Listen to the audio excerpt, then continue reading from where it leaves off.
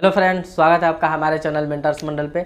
आज की इस वीडियो में हम पढ़ने वाले हैं हीट और टेम्परेचर जो पढ़ाना है उसका नेक्स्ट टॉपिक, यानी स्पेशली इस वीडियो में हम पढ़ेंगे विशिष्ट ऊष्मा क्षमता। वैसे तो इस 3 टॉपिक को मैं कवर करने वाला हूँ इस वीडियो में।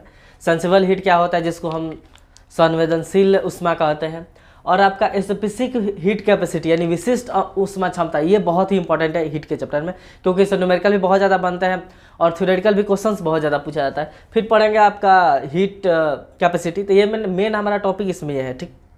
ध्यान रखिए, इसको पहले भी हमने 2 वीडियो इसका अपलोड कर चुका है। आप नहीं देखे हैं तो एक बार चैनल पे विजिट कीजिए, उस पर बहुत सारा वीडियो आपको मिलेगा जो कि यूनिक होगा। हम जनरली रटवाने पर ना समझाने पे क्या करते हैं, फोकस करते हैं। ध्यान से समझिएगा दोस्त, यहाँ रटना मना है, पहला कंडीशन यही है। इस वीडियो का आप एक बेटर एक्सपीरियंस लेना चाहते हैं तो वीडियो का स्पीड बढ़ा के थोड़ा सा देखिए, 1.25 कर लीजिए या 1.5 कर लीजिए।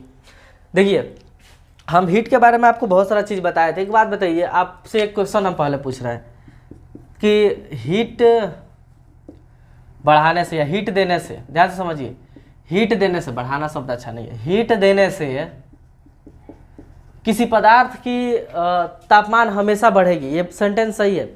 हीट देने से किसी वस्तु या किसी पदार्थ का, वस्तु ना कह किसी पदार्थ लिखे, किसी पदार्थ का ताप यानी टेम्परेचर हमेशा बढ़ेगा। क्या यह बात सही है? पहले इतना बताइए। अगर आप 2 वीडियो देखे होंगे ना मेरा पीछे वाला, तो बता सकते हैं। खैर बताइए, आप क्या कहेंगे? हाँ सर, सही बात है भाई, कि अगर हम हीट देंगे किसी चीज़ में, किसी चीज़ को, तो उसका टेम्परेचर क्या होगा? इंक्रीज होगा, क्योंकि हीट देने से क्या होता है, टेम्परेचर जनरली इंक्रीज ही होता है। लेकिन ऐसा नहीं है। अगर आप ऐसे सेंटेंस को सही कर रहे हैं तो 100% क्या है, गलत है। ऐसा नहीं होता है। देखिए क्यों, हम बता रहे हैं।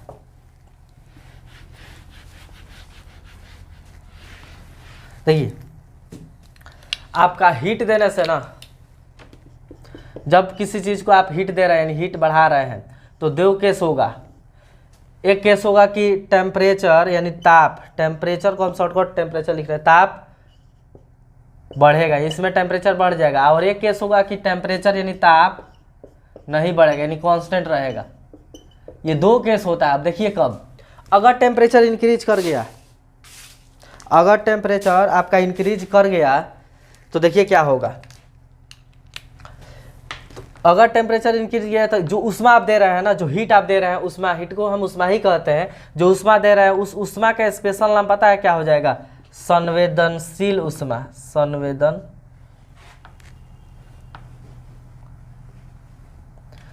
उस ऊष्मा का नाम हो जाएगा संवेदनशील ऊष्मा। जो फर्स्ट हम लिखे हैं ना आपका सेंसिबल हीट, उस इंग्लिश को हम इसको क्या कहते हैं दोस्त? सेंसिबल हीट कहते हैं, सेंसिबल हीट। और टेम्परेचर ना बढ़े तो इसको हम कहते हैं लेटेंट हीट, यानी गुप्त ऊष्मा। गुप्त ऊष्मा, लेटेंट हीट। ध्यान से समझिएगा, ये लेटेंट हीट इतना मतलब ये है ना, बच्चे आपसे पूछा जाए कि लेटेंट हीट क्या है, तो आपको एक ही बात पता होगा कि भाई भाप से ज़्यादा हाथ जलता है लेटेंट हीट के कारण। लेटेंट हीट बच्चे को समझ में नहीं आता। इसमें एक स्पेशल वीडियो आएगा जो कि नेक्स्ट टॉपिक होगा। ये बहुत ही इंपॉर्टेंट, बहुत ही मतलब क्रूशियल, बहुत क्या कहें आपसे कि डीप जानकारी है लेटेंट हीट का। इसका गुप्त ऊष्मा का गुप्त ज्ञान नेक्स्ट वीडियो में मिलेगा, ठीक। तो हम इस चीज़ को भी छूने वाला है नहीं। देखिए क्या होता है, जैसे समझिए, मान लीजिए किसी, यहाँ हमने कोई पानी है, ठीक है, ये वाटर है, इसका टेम्परेचर है 10 डिग्री सेल्सियस। हमने इसको हीट दिया और इसका टेम्परेचर बढ़ के हो गया भाई 20 डिग्री सेल्सियस। का हो गया 20 डिग्री सेल्सियस। तो जो हीट अगर टेम्परेचर बढ़ा दी ना, उस हीट का स्पेशल नाम हो जाता है सेंसिबल हीट यानी संवेदनशील ऊष्मा।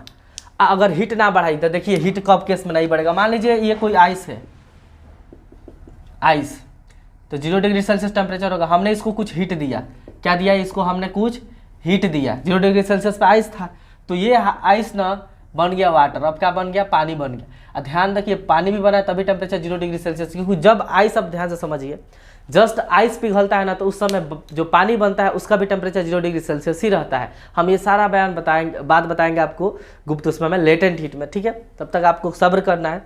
तो देख रहे हैं, हीट तो भाई हमने बहुत दिया लेकिन टेम्परेचर नहीं बढ़ा, तो दोनों केस होता है। उसमें दोनों चीज़ कर सकती है, टेम्परेचर इंक्रीज भी कर सकती है, नहीं भी कर सकती है। अगर टेम्परेचर इंक्रीज कर रही है तो क्या कह देंगे? संवेदनशील ऊष्मा।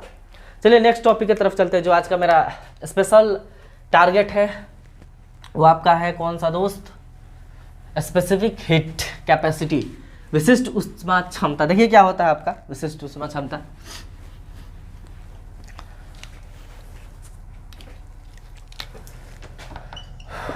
विशिष्ट उष्मा क्षमता, ध्यान से समझिए, specific heat capacity, specific heat capacity, हम इसको शॉर्टकट SHC लिखेंगे, स्पेसिफिक हीट कैपेसिटी यानी विशिष्ट उष्मा क्षमता, ठीक है, SHC लिखेंगे, आप इस बात का ध्यान रखिएगा। अब देखिए ये होता क्या है, इसका डेफिनेशन क्या है समझिए, दो डेफिनेशन है,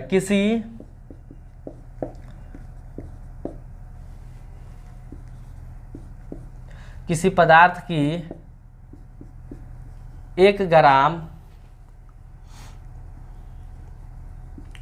मात्रा का ताप 1 डिग्री सेंटीग्रेड बढ़ाने में जो उष्मा,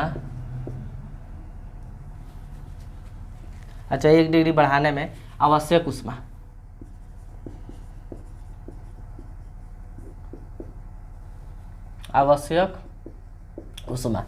यानी ये स्पेसिफिक हीट क्षमता आपका विशिष्ट उष्मा क्षमता क्या है, तो किसी भी पदार्थ का 1 ग्राम आप मात्रा लीजिए, मान लीजिए किसी पदार्थ का आपने 1 ग्राम उठाया, उसका टेम्परेचर 1 डिग्री सेल्सियस इंक्रीज करने में जितना हीट की जरूरत पड़ेगी, आवश्यक उष्मा को क्या कहेंगे, आवश्यक उष्मा को आपका SHC कहते हैं, क्या कहते हैं, SHC यानी विशिष्ट उष्मा क्षमता कहते हैं। तो क्या डेफिनेशन याद रखना है, किसी पदार्थ के 1 ग्राम मात्रा को उसका टेम्परेचर 1 डिग्री सेल्सियस इंक्रीज करने में, बढ़ाने में जो उष्मा दी जाती है वो क्या कहलाती है दोस्त, आपका विशिष्ट उष्मा क्षमता कहलाती है। ध्यान से समझिए, विशिष्ट उष्मा क्षमता जी है ना, ये है ना स्पेसिफिक हीट कैपेसिटी, ये भी क्या है, एक तरह का संवेदनशील ही उष्मा है, क्यों, क्योंकि देने से टेम्परेचर क्या हो रहा है, बढ़ रहा है।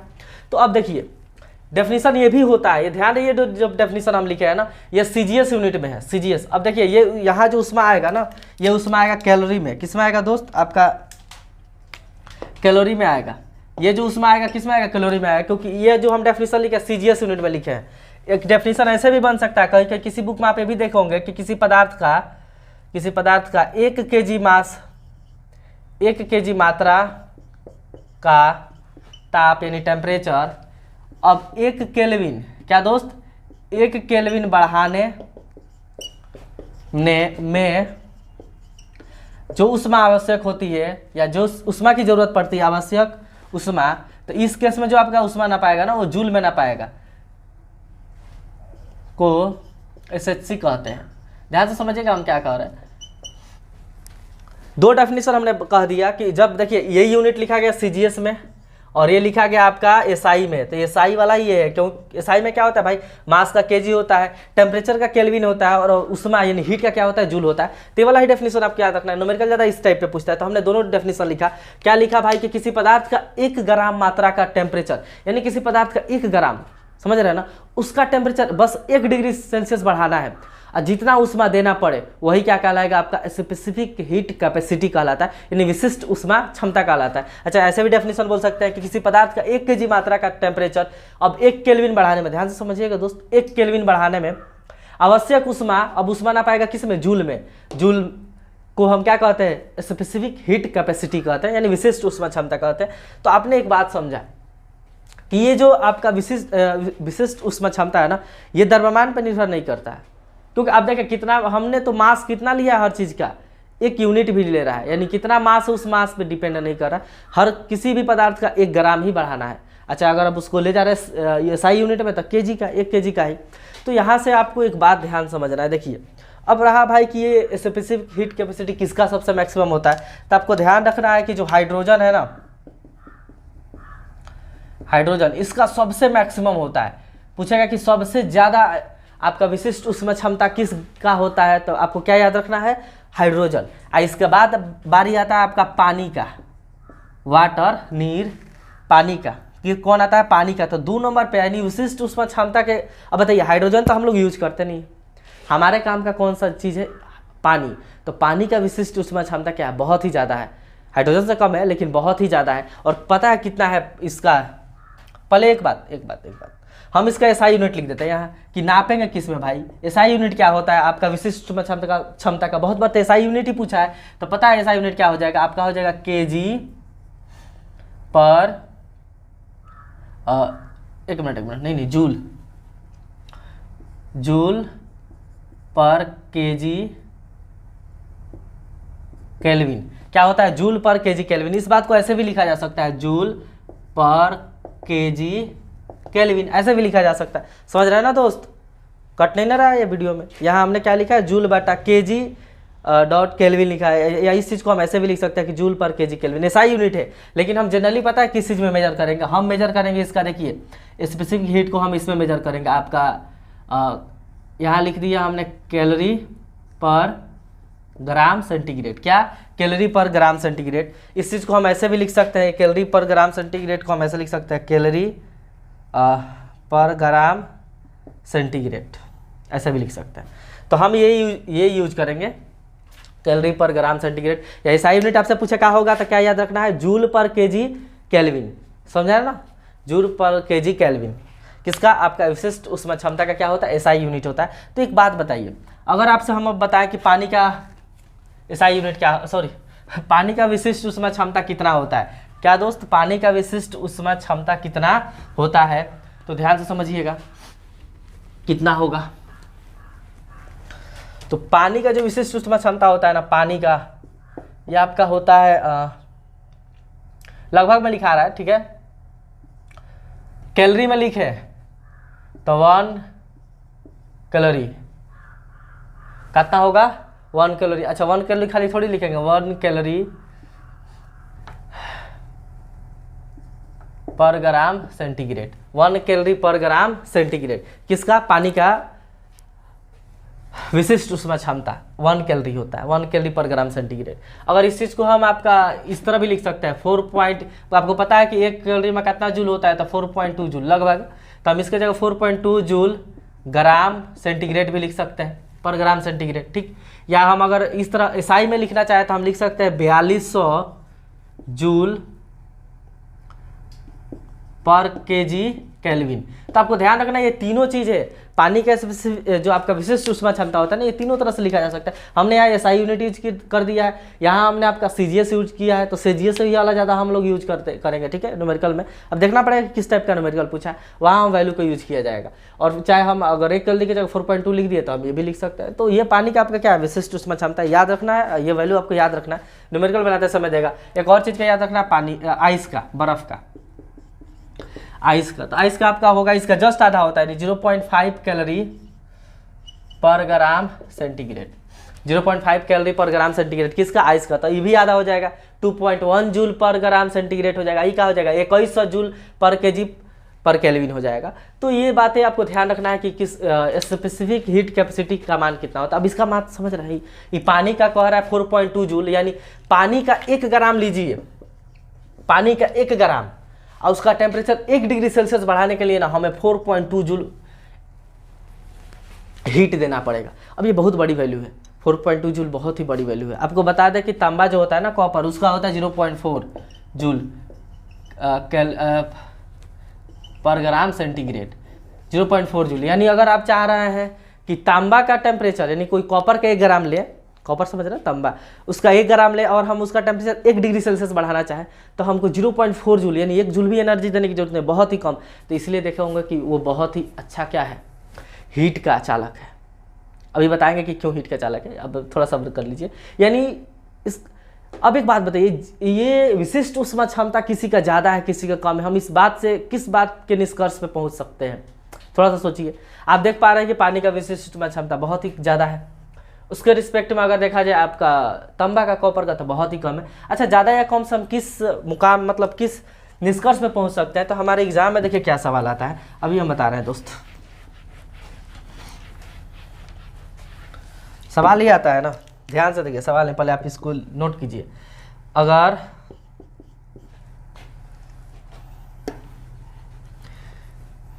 किसी पदार्थ, ये कोई पदार्थ है, ठीक, इसका विशिष्ट ऊष्मा क्षमता है, विशिष्ट ऊष्मा क्षमता ज़्यादा है, क्या है? ज़्यादा है। तो पता है आप क्या निष्कर्ष निकालिएगा कि किसी पदार्थ का अगर विशिष्ट ऊष्मा क्षमता ज़्यादा है ना, तो निष्कर्ष आपको ये निकालना है कि वह धीरे धीरे गर्म तथा धीरे धीरे ठंडा होगा। ये बात समझिए, जिसका आपका विशिष्ट ऊष्मा क्षमता का मान अगर ज़्यादा है ना, वो पदार्थ जल्दी गर्म ही नहीं होगा, धीरे धीरे गर्म होगा। एक बार गर्म हो गया तो जल्दी ठंडा भी नहीं होगा, क्या होगा, धीरे धीरे ठंडा होगा। ये क्या होता है, विशिष्ट ऊष्मा क्षमता वाले जिसका ज़्यादा है उसका ये गुण है। अच्छा, ऐसा होता क्यों है, थोड़ा सा सोचिए। मान लीजिए कि विशिष्ट ऊष्मा क्षमता का मान ज़्यादा है, तो इसका मतलब ये हुआ ना कि 1 डिग्री ही बढ़ाने में भाई, 1 ग्राम का 1 डिग्री ही बढ़ाने में बहुत ज़्यादा हीट देना पड़ रहा है।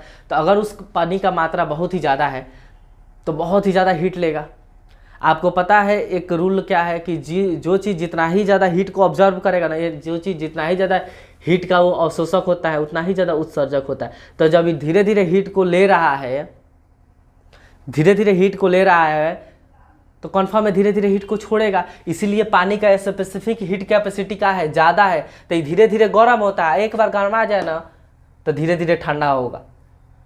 क्या होगा, धीरे धीरे ठंडा होगा। इसीलिए देखिए, जो आपका ये रेडिएटर होता है, पूछता है कि जो इंजन में रेडिएटर लगा रहता है, क्या लगा रहता है, रेडिएटर, इसमें किसका यूज किया जाता है। जो रेडिएटर देखे ना, अरे भाई उसमें पानी डाला जाता है, इंजन को ठंडक पहुँचाता है। तो रेडिएटर में किसका यूज होता है, वाटर का। आपके हाइड्रोजन गैस मत भर दीजिएगा, ब्लास्ट होने का डर है, ठीक है, क्योंकि बहुत ज्वलनशील भी है हाइड्रोजन गैस, वाटर ज्वलनशील नहीं, और हम वो यूज ही नहीं करते हैं। तो रेडिएटर में पानी डाला जाता है। क्यों पूछेगा, रेडिएटर में, इंजन के रेडिएटर में पानी डाला जाता है। इंजन तो आपके इंजन को ठंडा करने के लिए वो ऑप्शन ही नहीं रहेगा। क्यों, क्योंकि जो पानी है ना उसका विशिष्ट ऊष्मा क्षमता क्या है, उस विशिष्ट ऊष्मा क्षमता का मान क्या है, ज़्यादा है। इसका मतलब है कि पानी जल्दी गर्माएगा ना, इंजन को ठंडा रहेगा, ठंडा करता रहेगा। ये भी बात है, गर्मा जाएगा तो ठंडा आएगा ना। लेकिन देखते हो कि एक तरफ से पानी निकलता है, एक तरफ से डाला जाता है, एक तरफ से उड़ भी जाता है वेपर बनकर, फिर पानी डाला जाता है। यानी इसकी स्पेसिफिक हीट कैपेसिटी का मान ज़्यादा है, इसलिए इंजन को क्या रखता है, ठंडा रखता है। तो देखिए, जो आप सी ब्रिज, लैंड ब्रिज देखते हैं ना, ये भी इसी का उदाहरण है। क्योंकि पानी का स्पेसिफिक हीट कैपेसिटी क्या है भाई, बहुत कम है, बहुत ज़्यादा है, सॉरी बहुत ज़्यादा है। तो पानी जल्दी गर्म ना होता है। आई मिट्टी का बहुत ज़्यादा है, तो क्या होता है, गर्मी के दिन में मिट्टी बहुत गर्म हो जाती है और ऊपर की हवाएं गर्म हो जाती है। यहाँ का जो हवा गर्म हो गई तो यहाँ का क्या हो गया, प्रेशर लो हो गया। तो जो ठंडा हवा क्या होता है, समुद्र से जमीन की तरफ चलता है दिन में, और रात में क्या होगा, इधर की हवाएं उधर जाएंगी, क्योंकि पानी गर्मा गया है तो जल्दी ठंडा आएगा ना। अर्थ गर्म हो गया, ठंडा जाएगा, रात में फट दे, तो उधर का उधर प्रेशर आपका लो हो गया, इधर प्रेशर आई तो इधर से हवाएं उधर जाएंगी। तो सी ब्रिज, लैंड ब्रिज जो बनता है ना, वो इसी की वजह से बनता है, क्योंकि आपका अर्थ का स्पेसिफिक हीट कैपेसिटी का मान है ना, वो क्या है, कम है पानी से। तो ये बात ध्यान रखना है कि जिसका अगर विशिष्ट ऊष्मा क्षमता का मान ज़्यादा है तो वह धीरे धीरे गर्म होगा, धीरे धीरे ठंडा होगा। और इसका उल्टा, अगर विशिष्ट ऊष्मा क्षमता का मान कम है, जिस चीज़ का विशिष्ट ऊष्मा क्षमता का मान कम है,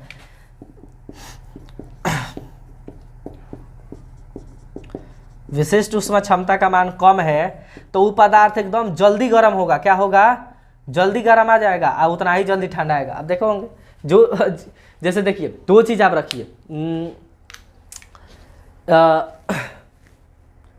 पानी लीजिए एक चीज़ में, और कोई आप मेटल का चीज़ लीजिए, तो गैस दोनों को 2 मिनट के लिए गैस पर रखिए, 2 मिनट का 10 सेकंड के लिए रखिए। तो कोई मेटल आप मान लीजिए एल्युमिनियम का कोई बर्तन लिए, तो 10 सेकंड में वो एल्युमिनियम का बर्तन पूरा भगाग दे क्या होगा, गर्म हो जाएगा, यानी बहुत ज़्यादा हीट ले लेगा, रेपिडली उसका टेम्परेचर बढ़ जाएगा। लेकिन पानी ये छोटा, उसमें कुछ 10 सेकंड में कुछ होगा ही नहीं।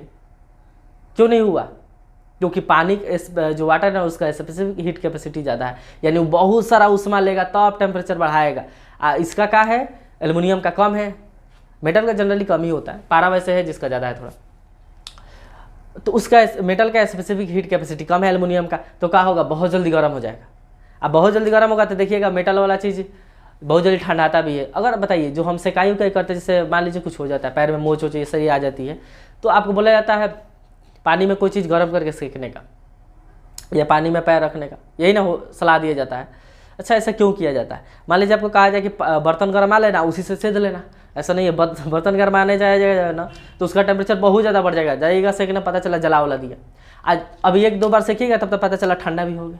लेकिन पानी के साथ ऐसा केस ना है, ये हिसाब से जल्दी जल्दी धीरे धीरे गर्म होगा, धीरे धीरे ठंडा होगा, तो इसलिए इसका बहुत जगह यूज होता है। अच्छा, एक बात बताइए, जिसका आपका ये जो आपका विशिष्ट ऊष्मा क्षमता का मान है वो ज़्यादा है और कम है, तो इस बात पे जो हीट का चालन होता है उसमें क्या रिलेशन हो सकता है, ध्यान से समझिएगा। एक बात और हम समझाना जा रहे हैं आपको, देखिए क्या मेरे दोस्त, एक का ज़्यादा है एक का क्या है, ज़्यादा है। क्या ज़्यादा है भाई, विशिष्ट ऊष्मा क्षमता, और एक का ये विशिष्ट ऊष्मा क्षमता क्या है, कम है। एक पदार्थ ऐसा है, ये पदार्थ किसका कम है, हमने एक पदार्थ ऐसा रख दिया किसका क्या है, ज़्यादा है। तो एक बात बताइए मेरे दोस्त, किसमें हीट का कंडक्शन, मतलब हीट का जो आपका कंडक्टर है ना, यानी चालक कौन अच्छा होगा। आपसे पूछे कि रिलेशन क्या होता है विशिष्ट ऊष्मा क्षमता और हीट के कंडक्टर के बीच, यानी कौन जिसका विशिष्ट ऊष्मा क्षमता का मान ज़्यादा है वो हीट का अच्छा चालक होगा कि नहीं होगा। तो एक बात बताइए, विशिष्ट ऊष्मा क्षमता का मान लीजिए इस पदार्थ का ज़्यादा है, तो इस चुट्टा को ज़्यादा है तो इसको हीट दीजिएगा कि ले जाए यहाँ से वहाँ पहुँचा दो। अरे भाई कंडक्टर मतलब ले जाना, यहाँ से वहाँ ले जाना, तो इसका हीट खुद भुखाई ले, क्योंकि इसका क्या है स्पेसिफिक हीट कैपेसिटी ज़्यादा है, खुद ऑब्जर्व करेगा। दीजिएगा ज़्यादा है, ठूस ले जाएगा खुद, उधर पहुँचाने का मतलब खुद ठूस लेगा, पेट्टू है, यानी समझाने के लिए कह रहा है। तो ये क्या करेगा, ये बैड कंडक्टर ऑफ हीट होता है, अच्छा चालक नहीं होता है, बैड चालक होता है, अच्छा चालक नहीं होता है। क्यों, क्योंकि खुद हीट ऑब्जर्व करेगा। लेकिन जिस पदार्थ का विशिष्ट ऊष्मा क्षमता का मान कम है यह अच्छा चालक होगा। आपका क्या होगा दोस्त, एक अच्छा चालक होगा। क्यों होगा, क्योंकि जैसे हमने कॉपर का कहा था 0.4 जूल, तो ये बहुत कम ऊष्मा है, यानी कॉपर को आप 0.4 जूल लीजिए, उतना में अपना टेम्परेचर बढ़ाया, और टेम्परेचर बढ़ेगा तो हीट का क्या होने लगा, जब अरे भाई हीट ट्रांसफर कैसे होता है, टेम्परेचर में डिफरेंस के कारण। आई डिफरेंस करने में इस छोटा कितना मिनट खा जाएगा, हीट सोखते जाएगा टेम्परेचर बढ़ेगा तबे ना भाई, उधर का टेम्परेचर इससे ज़्यादा, इसका ज़्यादा होगा उधर से, मान लीजिए उधर भेजना है, इसका ज़्यादा होगा तभी नहीं यहाँ से हीट वहाँ जाएगा। आई 1 डिग्री बढ़ाने में कितना ठूस लिया खुद, आइए कि कम ठूसा, मतलब इसका अगर ये स्पेसिफिक हीट कैपेसिटी का मान कम है तो ये ऑब्जर्व नहीं करेगा हीट को। 0.4 आया तब तक क्या करने का, फ्लो करने लगा, अपना टेम्परेचर बढ़ाया तब तक फ्लो होने लगेगा इधर से उधर। तो ये बात आपसे एग्जाम में पूछ सकता है कि इसमें क्या होता है, इन्वर्सली रिलेशन है, यानी अगर स्पेसिफिक हीट कैपेसिटी का इन्वर्सली रिलेशन है किसका, कंडक्टर का, चालक का, यानी जाना का ई ज़्यादा बैड कंडक्टर ऑफ हीट, किसका कंडक्टर दोस्त, हीट का, और जिसका ये कम वो अच्छा कंडक्टर होगा, किसका, आपका हीट का। समझ रहे हैं ना, नहीं समझ रहे तो एक और एग्जांपल देकर समझा सकते हैं। देखिए मान लीजिए ये ऐसा है, इधर से पानी इधर ले जाना है, ठीक, इधर से डाल कर पानी इधर निकालना है, और एक ऐसा है तो इधर से पानी डालना है, इधर निकलेगा, ठीक, समझिए यहाँ से इनलेट पाइप है, यहाँ से आउटलेट है, यहाँ से इनलेट है, यहाँ से आउटलेट है, 2 डब्बा है। ये कम गड्ढा है, यानी इसका स्पेसिफिक हीट कैपेसिटी कम है, तो थोड़ी देर में भरेगा, उधर फ्लो होने लगेगा। लेकिन इस छोटा का स्पेसिफिक हीट कैपेसिटी बहुत ज़्यादा, यानी खुदे ज़्यादा गड्ढा, खुदे ठूस के भराएगा तब ना उधर जाएगा। तो देख रहे हैं कौन अच्छा कंडक्ट कर रहा है, ये वाला कर रहा है, नहीं जिसका स्पेसिफिक हीट कैपेसिटी कम है वो अच्छा कंडक्टर होगा हीट का। उम्मीद करते हैं आपको समझ में आया होगा मेरे दोस्त। एक बात और बताना है, देखिए अब तो ये हो गया ये, अब सवाल देखिए क्या आता है। अगर हम आपसे एक सवाल, एक नोट आपको एक और लिखना है कि m द्रव्यमान की किसी वस्तु तापमान का तापमान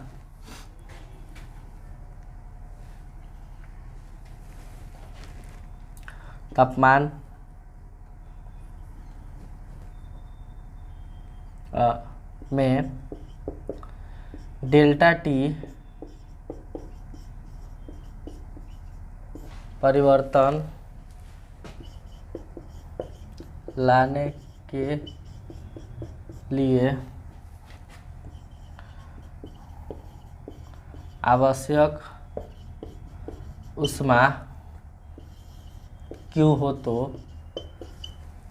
Q बराबर होता है आपका MC डेल्टा टी। ध्यान से समझिएगा दोस्त, ये जो स्मॉल सी है ना, हम पहले लिखने भूल गए थे, हम स्मॉल सी किसको डिनोट करते हैं, आपका स्पेसिफिक हीट कैपेसिटी को, यानी जो आपका विशिष्ट ऊष्मा क्षमता का मान है ना उसको हम स्मॉल सी से डिनोट करते हैं। अब समझिए हमने क्या लिखा, हमने कहा कि m द्रव्यमान की किसी वस्तु का टेम्परेचर, अगर आप टेम्परेचर में डेल्टा टी परिवर्तन लाना चाहते हैं, देखिए हम ऐसा भी लिख सकते हैं कि टेम्परेचर x डिग्री बढ़ाना चाह रहा है, डेल्टा टी परिवर्तन मतलब देखना है कि कितना टेम्परेचर बढ़ गया, इनडायरेक्टली वही है कि टेम्परेचर बढ़ाना चाह रहा है, और डेल्टा टी मतलब कितना बढ़ा है, पहले और बाद और पहले का अंतर डेल्टा टी होता है, यानी कितना बढ़ा है।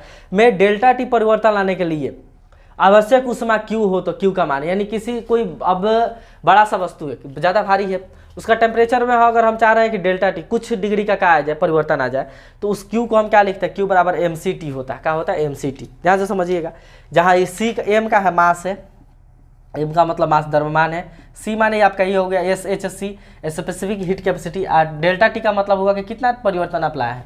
यानी अगर सवाल ऐसे आ जाए कि रुकिए एक सवाल कराते हैं।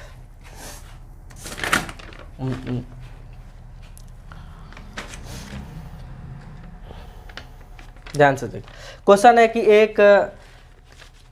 1000 ग्राम के पानी को, सॉरी गलती हो गया, 100 ग्राम पानी, 100 ग्राम पानी का ताप 20 डिग्री सेंटीग्रेड से 30 डिग्री सेंटीग्रेड लाने में आवश्यक ऊष्मा, यानी कोई पानी है आपका, पानी है 100 ग्राम का, ठीक, उसका टेम्परेचर ना 20 डिग्री सेंटीग्रेड से आपका 30 डिग्री सेंटीग्रेड तक लाना है। तो कह रहा है आपका कि कितना ऊष्मा की आवश्यकता होगी। तो समझिए यही ना पूछ रहा है भाई, यही ना पूछ रहा है, तो क्यू निकालना है। अभी हम आपको बताए थे कि बताए हैं, यहाँ थे नहीं, बताए हैं।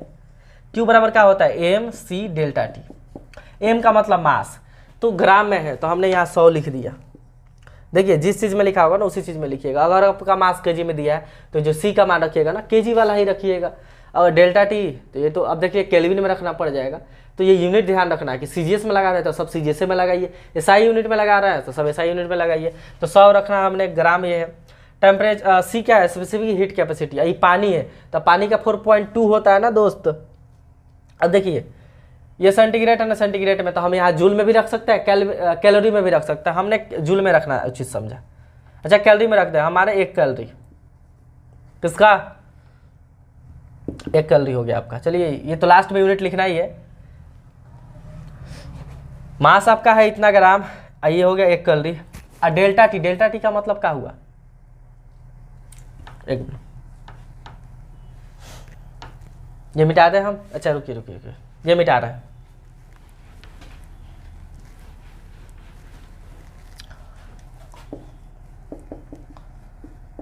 देखिए हम यहाँ यूनिट काट के भी दिखा रहे हैं, लेकिन आपको पता होना चाहिए कि ये ऊष्मा है तो जो आंसर आएगा या तो जूल में आएगा नहीं तो कैलोरी में आएगा।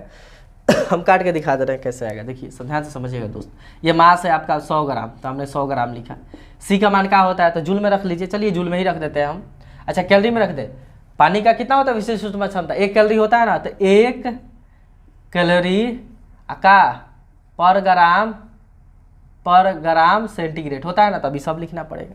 अब यहाँ समझिए टेम्परेचर, तो टेम्परेचर कितना डिग्री से कितना डिग्री हुआ है दोस्त, 20 डिग्री से 30 डिग्री सेल्सियस, यानी अंतर। डेल्टा टी का मतलब टेम्परेचर में अंतर कितना आया, तो देखिए टेम्परेचर 20 से 30 हो गया, यानी बढ़ा कितना है 10 का ना, तो हम यहाँ 10 लिखेंगे। Degree Celsius 10 degree Celsius. अब देखिए यूनिट हम काट के दिखा रहे हैं इस चीज़ को। यहाँ सेल्सियस से सेल्सियस खत्म, ग्राम से ग्राम खत्म, और 100 में इससे मल्टीप्लाई होगा तो 1000 आएगा, और 1000 खाली क्या बचा, कैलोरी, का बचा कैलोरी। यानी कितना हीट की जरूरत है, 1000 कैलोरी। अगर आप यहाँ जूल में रख देते 4.2 तो आ जाता 4.2, 4200 जूल के आसपास आ जाता शायद। तो समझे इस बात को, किस टाइप का सवाल रहेगा ना तो इस चीज़ से बनता है। उम्मीद करते हैं आपको समझ में आया होगा। अब एक बात बताइए मेरे दोस्त, अब देखिए सवाल फिर एक और कैसे पूछा है। देखिए जितना टाइप का सवाल पूछ सकता है पूछेगा, हर टाइप के सवाल को हम कोशिश कर रहे हैं बताने का, कोशिश नहीं कर रहे हैं, बता रहे हैं, उससे एडवांस ही बता रहे हैं जो पूछा है। न्यूमेरिकल का वीडियो अलग से आएगा। देखिए Q बराबर M C delta T. Q क्या है, किसी भी चीज़ के मास बढ़ाने के लिए, किसी वस्तु का टेम्परेचर इंक्रीज करने में जो ऊष्मा दी जाती है वो। तो अब पूछता है कि जो आपका ये क्यू है ना, यानी किसी वस्तु का टेम्परेचर बढ़ाने में जो ऊष्मा दी जाती है किस किस बात पर डिपेंड करेगा, तो ये डिपेंड करता है मास पे। यानी अगर किसी वस्तु का द्रव्यमान ज़्यादा है ना तो उसका टेम्परेचर बढ़ाने में क्या होगा, ऊष्मा ज़्यादा लगेगा, तो मास पे डिपेंड। और क्या होता है स्पेसिफिक हीट कैपेसिटी, यानी जिस वस्तु का स्पेसिफिक हीट कैपेसिटी ज़्यादा है उसका टेम्परेचर बढ़ाने में ज़्यादा हीट देना पड़ेगा। तो ये जो है इस पर भी डायरेक्टली प्रोपोर्शनल होता है। डेल्टा टी, यानी ज़्यादा टेम्परेचर बढ़ाइएगा तो ज़्यादा आपको क्या देना पड़ेगा, हीट देना पड़ेगा। तो पूछा हुआ क्वेश्चन है कि ये जो हीट आप दे रहे हैं किसी भी वस्तु का टेम्परेचर इंक्रीज करने के लिए किस किस बात पे डिपेंड करता है, तो स्पेसिफिक हीट कैपेसिटी पे भी डिपेंड करता है, उसके द्रव्यमान पे भी डिपेंड करता है, और कितना आप डेल्टा परिवर्तन ला रहे हैं, टेम्परेचर में कितना अंतर ला रहे हैं उस बात पे भी क्या करता है, डिपेंड करता है। और तीनों पे डायरेक्टली प्रोपोर्शनल होता है, यानी ये को बढ़ाइए ये बढ़ेगा तो भी बढ़ेगा, ये बढ़ेगा ये बढ़ेगा ये भी। अब आपका बच गया एक और चीज़ जो कि सबसे आसान है, हीट कैपेसिटी। देखिए क्या है, बहुत ईजी है यार, यहाँ लिख देते हैं किसी पदार्थ की पूरी मात्रा का ताप 1 डिग्री सेंटीग्रेड बढ़ाने में दी गई उष्मा। यानी कि कोई वस्तु, मान लीजिए बहुत ही ज़्यादा वस्तु है, अब ये देखिए स्पेसिफिक हीट कैपेसिटी है ना, हम ये भी कह सकते हैं को क्या बताता है, पदार्थ के गुण का बात बताता है। ये वाटर का फिक्स है कि इतना ही है, अलग अलग पदार्थ के स्पेसिफिक हीट कैपेसिटी का मान क्या होगा, अलग होगा। लेकिन पानीय का ना जो आपका हीट कैपेसिटी अलग अलग हो जाएगा, ये डिपेंड करता है मात्रा पे। क्या लिखे हैं, किसी पदार्थ की पूरी मात्रा का ताप 1 डिग्री बढ़ाने में जो ऊष्मा दी जाती है वही क्या कहलाता है आपका हीट कैपेसिटी। यानी अगर मान लीजिए सवाल ऐसे, तो पता है ये हीट कैपेसिटी है Q, इसको भी हम Q लिख दे रहा है कुछ देर के। वैसे तो ये इस कैपिटल C से डिनोट होता है, किससे, कैपिटल C। तो कैपिटल C बराबर पता है क्या होता है, M इंटू C। अब स्मॉल c क्या है भाई, ध्यान से समझिएगा, ये स्पेसिफिक हीट कैपेसिटी है, स्पेसिफिक हीट कैपेसिटी है। तो सवाल ऐसा आ जाए कि देखिए 20 ग्राम 20 ग्राम पानी है, उसका टेम्परेचर 1 डिग्री बढ़ाने में कितना उष्मा लगेगा।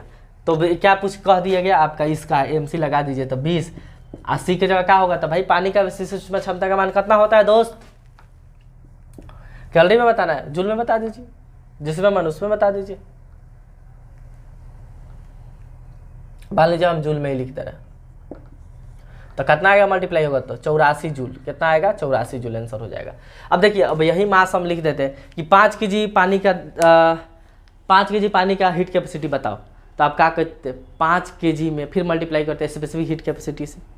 तो ये क्या है, बस मल्टीप्लाई कर देना आपको उस जितना मास दिया रहा है उसमें, और विशिष्ट उष्मा क्षमता के मान से क्या निकल जाता है, हीट कैपेसिटी। ये मास पे डिपेंड करता है, ज़्यादा बड़ी वस्तु है तो ये वैल्यू ज़्यादा हो जाएगा। लेकिन स्पेसिफिक सवाल ये भी पूछा है कि क्या विशिष्ट उष्मा क्षमता का मान, विशिष्ट उष्मा क्षमता जो है आपका, विशिष्ट उष्मा क्षमता ये मास पे डिपेंड करता है। हम शुरू में लिखे थे द्रव्यमान पे डिपेंड ना करता है, मास पे डिपेंड ही नहीं करता है। क्यों, अरे भाई कोई भी पानी लाइए, कितना भी 1 ग्राम का ना बढ़ाना है, तो ये मास पे डिपेंड नहीं करता है। विशिष्ट उष्मा क्षमता किस बात पे डिपेंड करता है, पदार्थ के प्रकृति पे, यानी पदार्थ का नेचर क्या है उस बात पे डिपेंड करता है। आप देखें कॉपर का क्या होता है, कम होता है, आपका हाइड्रोजन का बहुत ज़्यादा होता है, उस तरह चांदी का और कम होता है, क्योंकि अच्छा हीट का क्या चालक है। तो ये पदार्थ की प्रकृति पे डिपेंड करता है। उम्मीद करता है आपको वीडियो पसंद आया होगा, पसंद आया तो लाइक और शेयर कर दीजिए दोस्त, नया है तो चैनल को सब्सक्राइब जरूर कीजिएगा। ऐसे ही आपको एक से एक बढ़ के वीडियो मिलते रहेगी। नेक्स्ट वीडियो में हम पढ़ेंगे लेटेंट हीट, गुप्त उष्मा का गुप्त ज्ञान।